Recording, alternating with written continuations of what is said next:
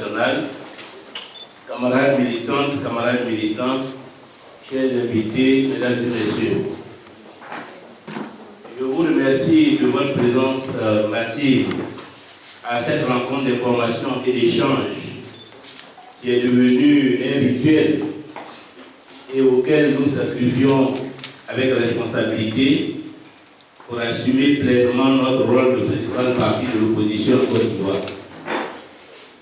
L'objectif de la présente conférence de presse est de vous entretenir sur l'actualité nationale et internationale et de faire connaître à l'opinion la position du Front populaire ivoirien sur des sujets brûlants de l'heure.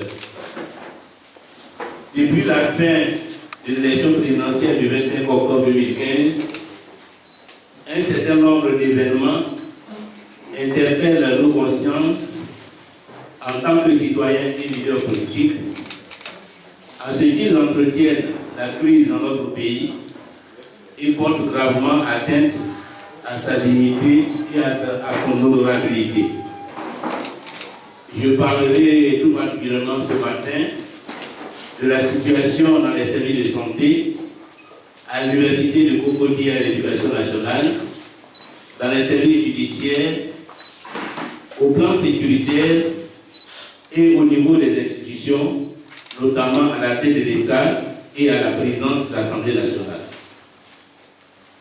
À la santé publique, de nombreuses insuffisances au sein des formations sanitaires ont entraîné le décès en couche de 2 dames, les 16 et 19 novembre 2015 à Abidjan.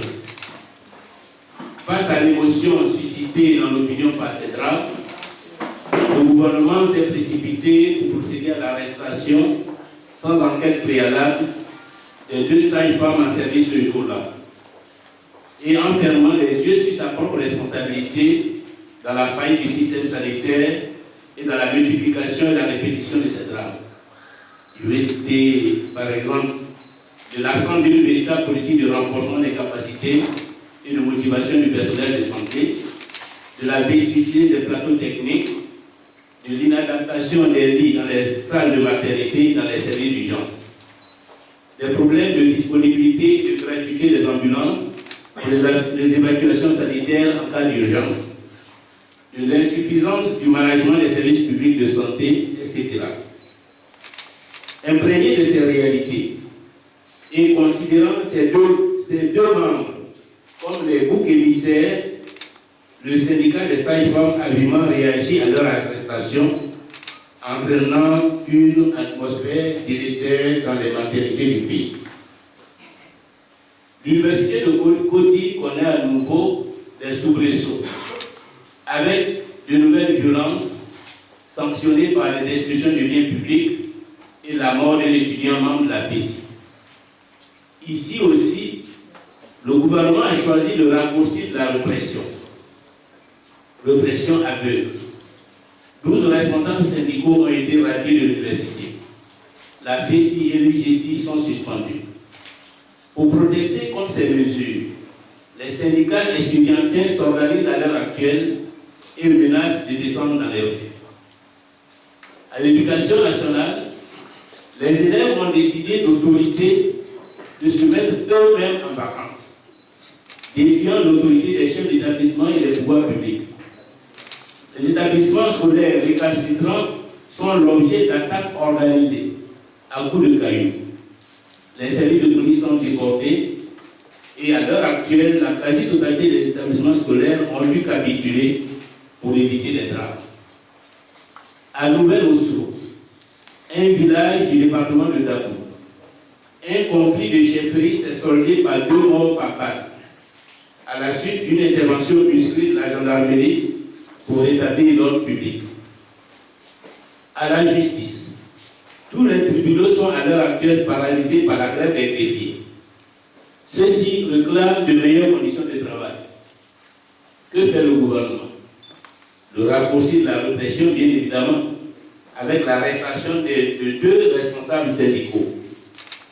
Leurs collègues ont décidé de reconduire le mouvement de grève jusqu'au 18 décembre 2015 et menacent de déclencher une grève générale si leurs revendications ne sont pas satisfaites. La violence et la mort continuent de hanter le sud-ouest ivoirien. Une énième attaque a été perpétrée le mercredi 2 décembre 2015 dans la localité de Olodio, située entre Grabo et Tabou.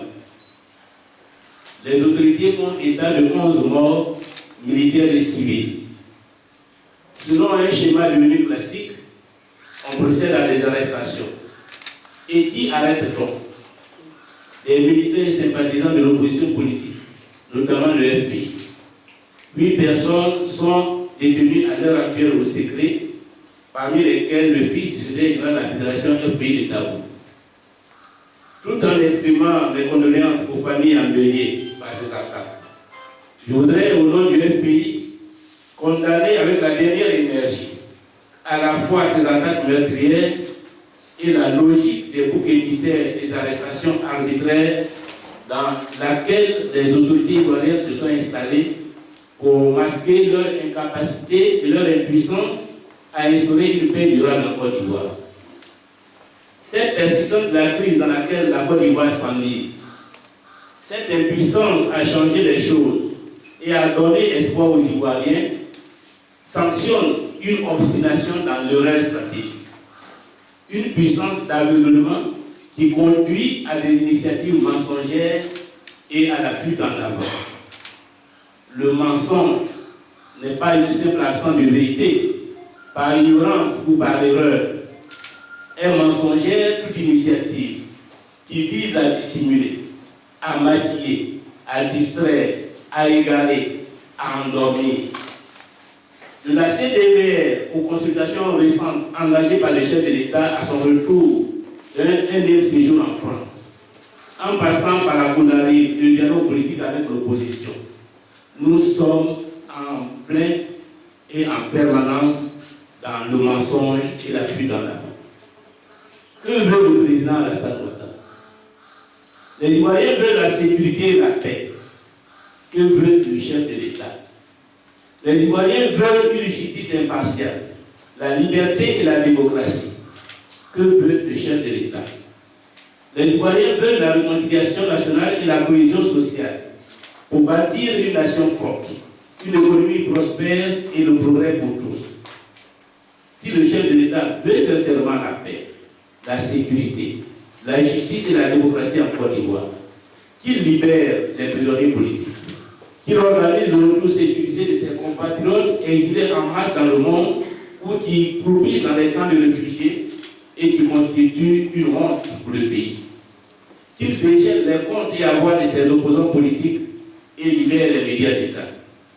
Si le chef de l'État veut franchement la réconciliation nationale et ambitionne réellement de faire la Côte d'Ivoire un pays émergent en 2020, c'est-à-dire dans 5 ans, qu'il convie toutes les forces vives de la nation, autorités traditionnelles ou coutumières, religieuses, administratives, organisations patronales et syndicales, partis politiques, organisations non gouvernementales de la société civile, jeunes, femmes, diaspora, etc. Non à des consultations, mais à un dialogue national franc et sincère sur l'état de la nation et de la République, pour analyser, comprendre et fonder de façon consensuelle un nouveau pacte pour la paix, pour l'unité nationale et pour la prospérité économique et sociale. Il faut enfin, maintenant, que se tiennent les États généraux de la République. Il faut urgemment que reprenne le dialogue politique pour préparer les États généraux de la République, pour juguler la pauvreté, pour faire face efficacement à la menace terroriste à laquelle sont exposées aujourd'hui toutes les nations du monde, y compris la sous-région ouest africaine. La Côte d'Ivoire a besoin de paix, de stabilité et de cohésion. C'est le lieu de saluer l'engagement de notre pays dans la grande coalition que 34 pays à travers le monde ont décidé de constituer avec l'Arabie Saoudite pour combattre militairement et idéologiquement le fléau qui menace le monde civilisé. Cet engagement contre le terrorisme signifie que la Côte d'Ivoire a fait le choix de la paix, de la sécurité internationale et des droits de la personne humaine comme valeur fondamentale dans l'ordre national et international. Or, depuis quelques semaines, M. Diomso, président de l'Assemblée nationale, Deuxième personnalité de l'État de Côte d'Ivoire est impliquée dans des affaires qui jurent avec ses valeurs, qui entachent gravement son honorabilité et sa crédibilité et qui, par ricochet, ternissent l'image de notre pays. Il s'agit d'une part de l'émission d'un mandat d'amener par le juge d'instruction Sabine Kéris dans le cadre d'une procédure judiciaire engagée à son encontre par la justice française, et d'autre part de conversations téléphoniques que M. Guillaume Soré a eues avec M. Jules Bassolé, ancien ministre du régime déchu du président Blaise Compaoré, conversations téléphoniques dont le contenu a ému la planète entière. Et pour cause.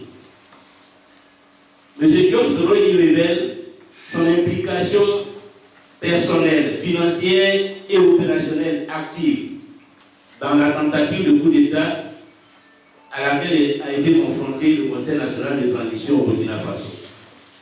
Plus grave, le président de l'Assemblée nationale de Côte d'Ivoire y fait l'apologie de l'assassinat politique comme mode du gouvernement ou d'action politique. Et je le cite, pour ne parler qu'un passage qui illustre cette culture de la violence politique. Est-ce que toi, tu t'imagines que nous, on aurait pu faire ce qu'on est en train de faire si Tabro et Ibé étaient vivants? Fin de citation, reconnaissant implicitement qu'il est auteur ou co-auteur de la mort de ces deux personnalités. En conséquence, et dans l'intérêt du Burkina Faso selon lui, il supplie son interlocuteur de le laisser s'occuper personnellement de l'élimination physique de deux personnalités burkinabées, membres de la transition, qu'il considère comme des obstacles à la réalisation de ses ambitions politiques pour le Burkina Faso. Je le cite. Ça, je ne vais pas laisser. Non, non. Les gens ne peuvent pas vivre et vous allez être tranquille. Il ne peut pas être vivant et le Burkina va être tranquille. Un État qui se respecte. Une nation jalouse de sa dignité ne peut pas tolérer d'avoir à la tête un personnage d'une telle culture de l'action politique, animé de telles intentions, engagé dans de telles actions. C'est pourquoi M. Guillaume Soro doit démissionner de la présidence de l'Assemblée nationale. Il l'a déshonoré. Il a honni la Côte d'Ivoire. Il doit partir. À cet effet, notamment, j'ai sollicité une audience avec le chef de l'État et j'entends rencontrer les leaders des partis politiques représentés à l'Assemblée nationale afin d'examiner ensemble et avec la bonne volonté de l'intéressé une solution apaisée à cette situation. En tout état de cause, et au regard des tableaux préoccupants que présente notre pays à l'heure actuelle, je voudrais réaffirmer à nos compatriotes la détermination du Front populaire ivoirien à poursuivre en 2016 la lutte pour les libertés, pour la justice et pour la dignité du peuple ivoirien afin que 2016 soit l'année de la lutte pour la reconquête des libertés démocratiques, afin que 2020 soit l'année du changement démocratique. Je vous remercie et place à vos questions éventuelles.